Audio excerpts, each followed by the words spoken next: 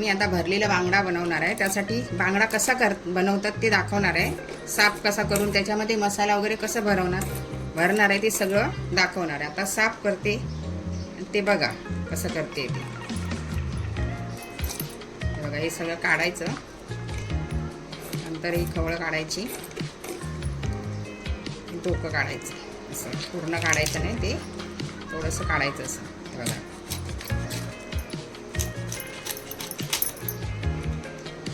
हे बघा असं काढायचं. आतमधलं सगळं काढून घ्यायचं. बघा असं साफ करून व्यवस्थित घ्यायचं. आतमध्ये काय ठेवायचं नाही.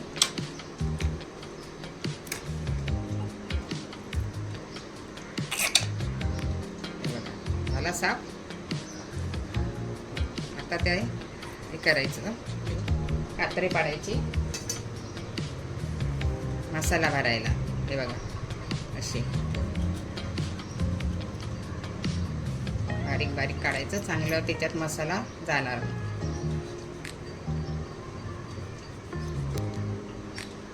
आपल्याला पाहिजे तेवढे काढायचे.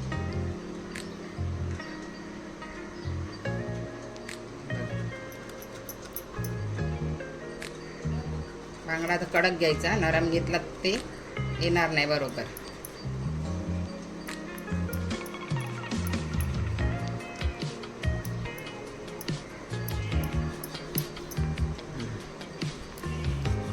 आता असा इकडून काढायचा. हे जरा सांभाळून काढायचा.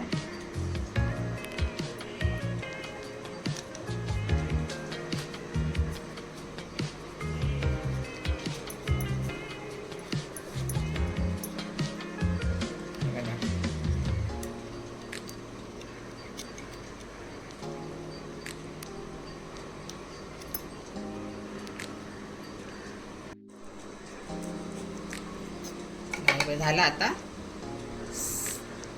तर हे केलंय मी मसाला भरायला. हे धुवून स्वच्छ मीठ लावून ठेवायचं. नंतर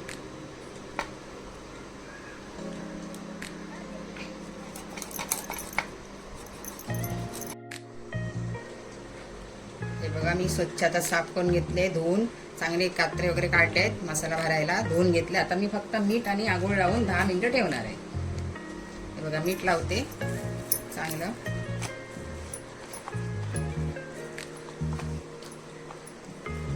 आपला आगोळ लावते. असं व्यवस्थित आतमध्ये भरायचं.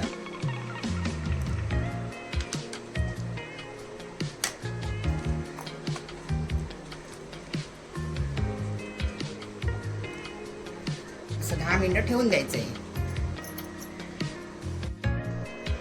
बांगडा भरण्यासाठी आम्ही आता हा मसाला तयार केलाय. हिरवी मिरची, आले, लसूण आणि कोथिंबीर याचं वाटप तयार करणार.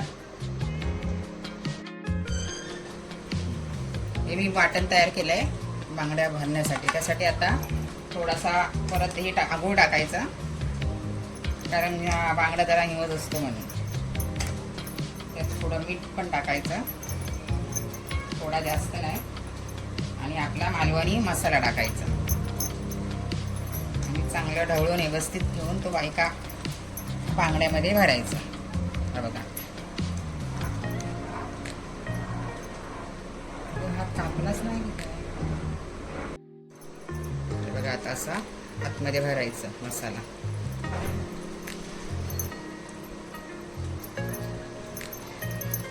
चांगला भरून घ्यायचा लावून.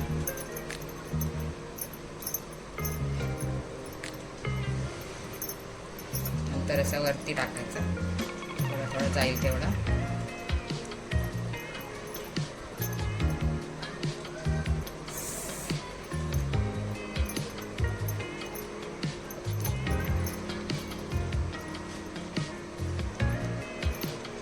अशा तऱ्हेने सर्व बांगडे भरून घ्यायची.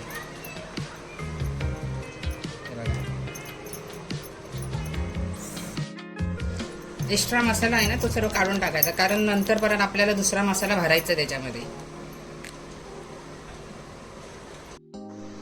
हा बारीक रवा घेतलाय थोडा. आता त्यामध्ये तांदळाचं पीठ पण मिक्स करते.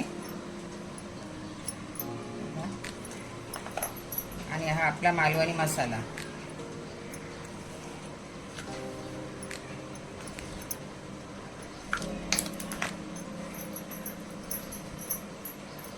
थोडीशी हळद टाकते. चांगला मिक्स करून घ्यायचा. आता हे व्यवस्थित लावून घ्यायचं त्या बांगड्याला. हे बघा असं मध्ये थोडा थोडा असं भरायचं, पण काही तसं.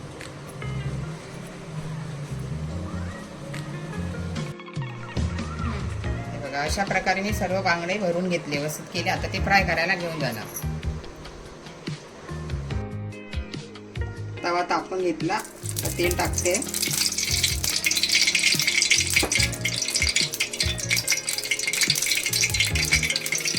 बांगडा टाकते.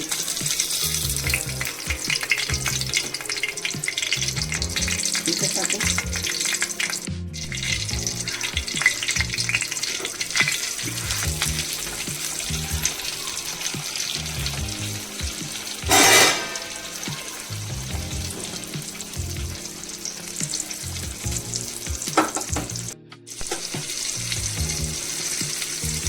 एक साईडने परतून घ्यायचा.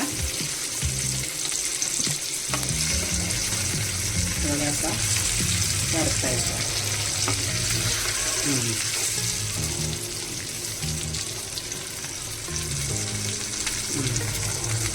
हा पण आता परतून. हे बघा अशा प्रकारे दोन्ही बांगडे परतून घेतले. आता 5 मिनिटात ते चांगले भाजून घ्यायचे.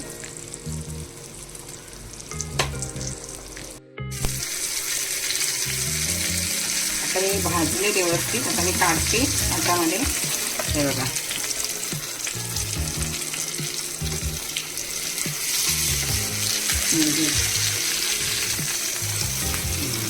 चांगले झाले बघा. अशा प्रकारे मी सर्व बांगडे फ्राय करून घेतले. असे तुम्ही पण करून बघा आणि मला कमेंट करून सांगा कसे झाले ते. आणि माझ्या चॅनलला सबस्क्राईब करा आणि लाईक करा. धन्यवाद.